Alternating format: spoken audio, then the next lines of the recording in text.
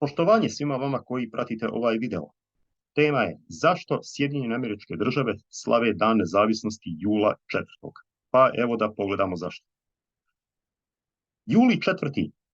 1776. godine je datum kada je Amerika usvojila deklaraciju nezavisnosti na održavanju na zasjedanju drugog kontinentalnog kongresa u Filadelfiji. Deklaracija nezavisnosti je bio dokument kojeg je napisao Thomas Jefferson i koji je objasnio razloge zašto 13 britanskih kolonija koje se nalazile na istočnoj obali Sjedinjenih Američkih Država, to jeste na obali Atlantika, zašto traže nezavisnost od Velike Britanije. Toga dana 56 delegata ili predstavnika, 56 predstavnika koji se isto u istoriji smatraju očevima Amerike je potpisalo ovaj dokument. Tako da toga dana, praktično juli 4. Amerika postaje de facto nezavisna od Velike Britanije. Međutim, da vidimo ko je napisao tu deklaraciju nezavisnosti. To je jedan od najvažnijih dokumenata u istoriji Sjedinjenih Američkih Država. Glavni autor deklaracije nezavisnosti je bio Thomas Jefferson. Thomas Jefferson je bio također prvi sekretar State Departmenta, to jeste ministar inostranih poslova, bio je drugi potpredsjednik Sjedinjenih Američkih Država pod administracijom drugog predsjednika Sjedinjenih Američkih Država, John Adamsa, i bio je treći predsjednik Sjedinjenih Američkih Država. Kao što sam već rekao, Thomas Jefferson je glavni autor deklaracije koji je napisao deklaraciju zajedno sa ostalim članovima takozvanog petočlanog komiteta. A petočlani komitet je bio ovlašten od kongresa, to jeste drugog kontinentalnog kongresa, da napiše ovu deklaraciju. Ko su bili članovi petočlanog komiteta? Članovi petočlanog komiteta su bili John Adams, Benjamin Franklin, Roger Sherman, Robert Livingston i naravno Thomas Jefferson.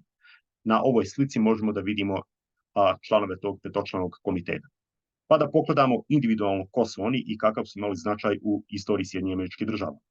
Prvi od njih je John Adams. John Adams je bio predstavnik iz države Massachusetts i bio je drugi predsjednik Sjedinjenih Američkih Država. To jeste odmah poslije George Washingtona. Tu je naravno bio i jedan, ja bih rekao, jedan od najvažnijih osnivača Sjedinjenih Američkih Država, a to je Benjamin Franklin. Benjamin Franklin, njega najvjerojatnije poznajete sa novčanice od $100, je bio predstavnik iz Pensilvanije, također bio je naučnik, bio je filozof i diplomata. Inače, čovjek je koji je ostavio veliki trag u američkoj istoriji i koji, nažalost, nikada se nije kandidovao da bude predsjednik Sjedinjenih Američkih Država i da, inače, da je postao, ja bi bio siguran da bi on bio jedan od najvećih i najznačajnijih predsjednika Sjedinjenih Američkih Država. Tu je također bio i Roger Sherman. Roger Sherman je bio predstavnik iz države Connecticut, on je bio državnik, bio je pravnik i bio je također jedan od očeva Amerike. Ono što je interesantno kod Roger Shermana jeste da je on jedini od ovih službenika, da tako kažem, koji je potpisao sve 4 važna dokumenta u istoriji Amerike. A to je bila Ustavna asocijacija, Deklaracija nezavisnosti, dokumenti konfederacije i naravno Ustav Sjedinjenih Američkih Država.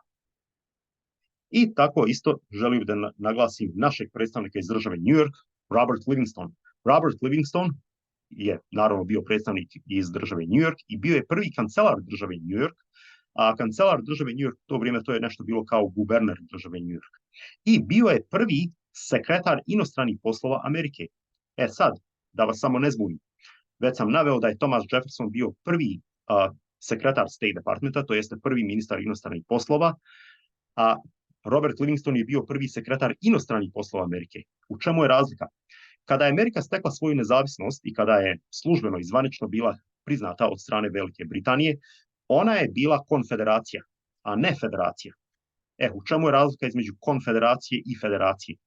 Recimo, danas je Amerika federacija, a bivša Jugoslavija je također bila federacija.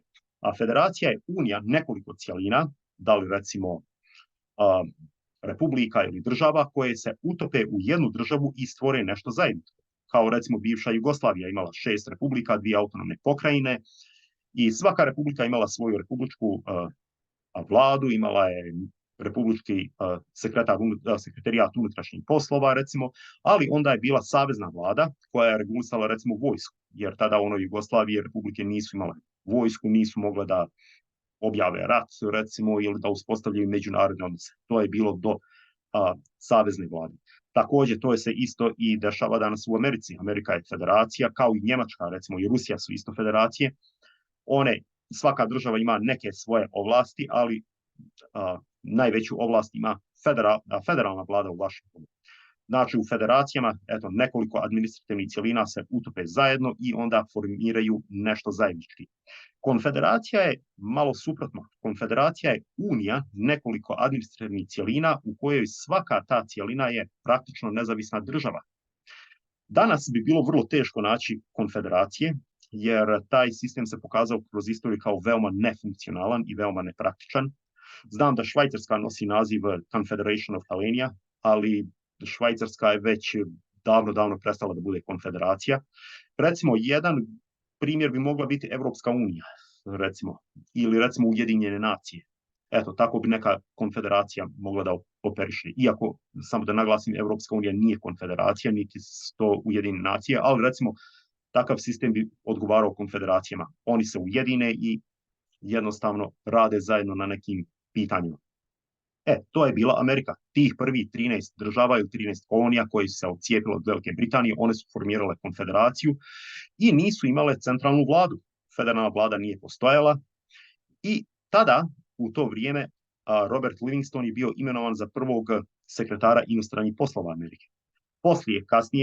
Poslije jednog vremena pokazat će se da taj konfederacijski sistem ne odgovara za Ameriku, jer recimo, šta bi god Robert Livingston sklopio neke ugovore ili obavio pregovore sa stranim zvaničnicima, pošto nije bilo jake centralne vlade, te odluke gotovo da niko nije mogao da sprovede.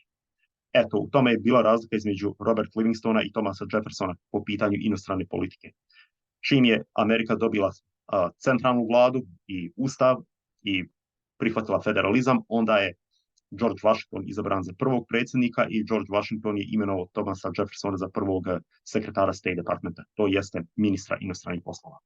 Sad, još jednu stvar da napomenem kada dođe do američke nezavisnosti, a to je šta se desilo sa Pariškim ugovorom iz 1783. godine. Vidite, nakon donošenja deklaracije nezavisnosti ili usvajanja deklaracije nezavisnosti, Velika Britanija naravno s time se nije složila. Čak šta više, deklaracija nezavisnosti je usvojena i objavljena tek godinu dana nakon što je Amerika već objavila nezavisnost i što je već ušla u rat sa Velikom Britanijom. Taj rat je trajao preko 8 godina, sve dok se nije potpisao Pariški ugovor 1783.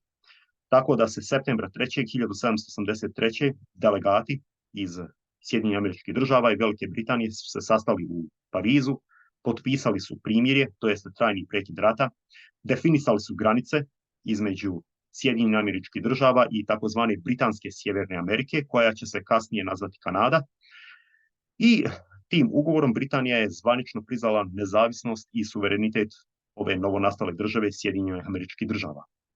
Taj ugovor je stupio na snagu maja 12. 1784. godine. Tako da je Amerika ili Sjedinjene Američke Države postala prva demokratska država da tako kažemo, u novijoj istoriji. Prvi put demokratija se pojavila već u staroj Grčkoj, u Atini, ali vrlo brzo se taj sistem raspao jer pokazao se kao dosta nefunkcionalan, ali ovoga puta, Sjedinjene Američke Države su proglasile nezavisnost sa demokratijom, a tada znamo da su sve gotovo države u svijetu bile pod vlašću apsolutnih monarhija. Tako da je Amerika bila i prvi pokus da se vidi da li demokratija može da preživi. Isto tako važno je napomenuti da sa ovim ugovorom teritorija Sjedinjenih Američkih Država se više nego uduplala, jer Amerika je tada, kao što vidite, dobila pristup rijeci Mississippi, a rijeka Mississippi je bila vrlo važna ruta za transport robe u to vrijeme i bila je poveznica sa New Orleansom, koji je bila vrlo važna luka na Meksičkom zaljevu. Isto tako još jedna samo interesantna činjenica jeste da poslije potpisivanja Pariškog ugovora 1783. godine američku delegaciju na pregovorima tim činili su John Jay, John Adams, Benjamin Franklin, Henry Lawrence i William Franklin i britanska delegacija se sastojala od David Hartleya i Richard Oswalda. Američki umjetnik tada, Benjamin West, je želio da napravi jednu sliku i upitao je tada te delegacije da poziraju. Međutim, članovi britanske delegacije su odbili da poziraju za tu sliku, pa tako da, nažalost, ova slika nikada nije bila završena. Ali, eto, juli 4. je dan kada Sjedinjene Američke Države slave Dan nezavisnosti ili rođendan Amerike. Hvala vam lijepo što ste gledali ovaj video. Zamolio bih vas da zapratite moj kanal za još više videa koji se tiču američke istorije i političkih praksa unutar Sjedinjenih Američkih Država, kao i ostalih tema koje se tiču društvenih nauka. Hvala vam lijepo i imajte ugodan dan.